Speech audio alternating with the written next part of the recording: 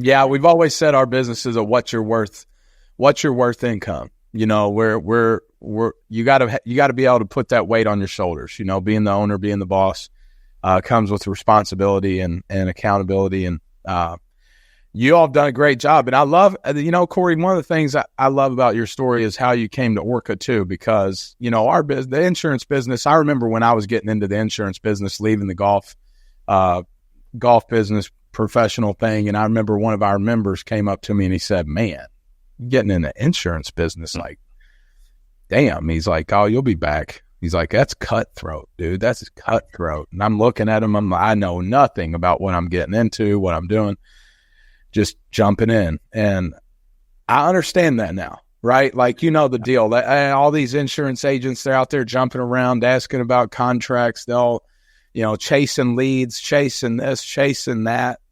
And, you know, we've always been big on, it's not about the contract. It's about how much money we're making. It's about the deposits that we see. And it was, I guess, 2019 that you guys, you and a couple others, I think, came to Orca. And just tell me a little bit about what that experience was like out there on the other side of the line from where we are today versus, I guess, the green grass. I'll say the green grass we have going on.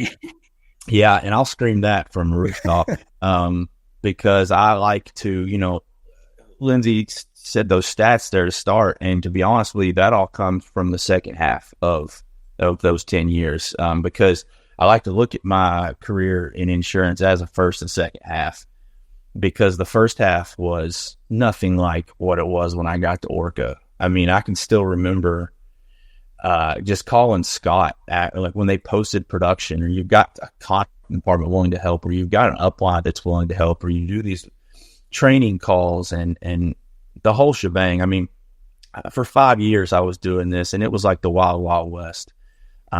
We may or may not have enough leads that week to go run. You may have to split business just so that you both can go work. There's no rhyme or reason. There's no training system in place.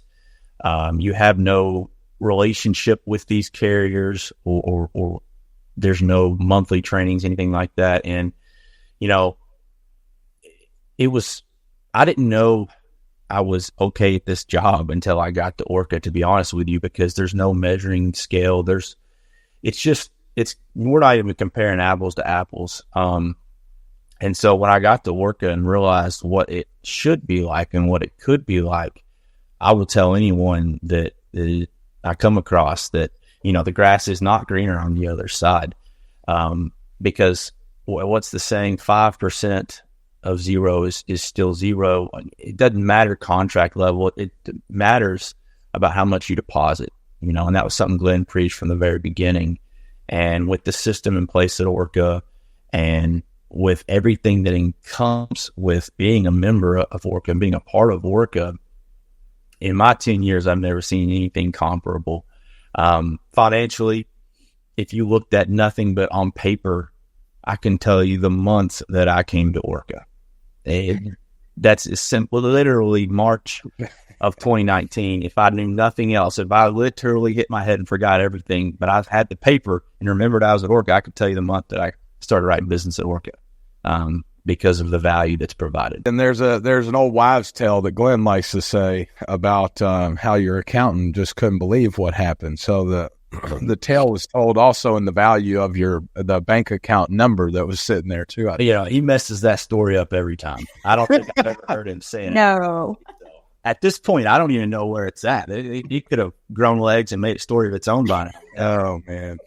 Yes, it could. Hey, I want to jump into, because it's so cool that, and I know there are a lot of people here at Orca that look at you and look at the path that you've paved and where you are today as having made that affiliate partner of AmeriLife, which is such an accomplishment and such a next step to a much bigger and larger success. But you started in 2019, and I remember you were an adamant individual that was not necessarily interested in growing your business. And you were not going to hire or bring anybody into this business. Do you remember when you first started that movement? Yeah. Well, you know, and it goes back to that last question, because I had an upline that wasn't really the best leader for me in our group before I got to Orca. And I was scared to death to bring someone into the business because I knew what it took to be successful. And I didn't have the resources or the support or the knowledge to bring someone on, to take them from another career that they're doing and it's paying their bills for their family, and bring them into a business like this, where it's full commission. You could succeed or you could fail. I did not have that confidence, and I wasn't going to do that. So in 2019, when I get to Orca, I did have that mentality that I'm not really in a position or a mindset to hire. But then I started realizing that with the right system in place, and I'd been taught enough of what not to do that I knew really what I needed to do to bring someone on to this business and be successful. And so I started changing a little bit. First couple of hires were good friends of mine that were already in the sales business. They were in car sales. And in 2020, the car sales really took a dip because of COVID. They were looking for another career, and those were a couple of guys that I was confident in that could really do this job.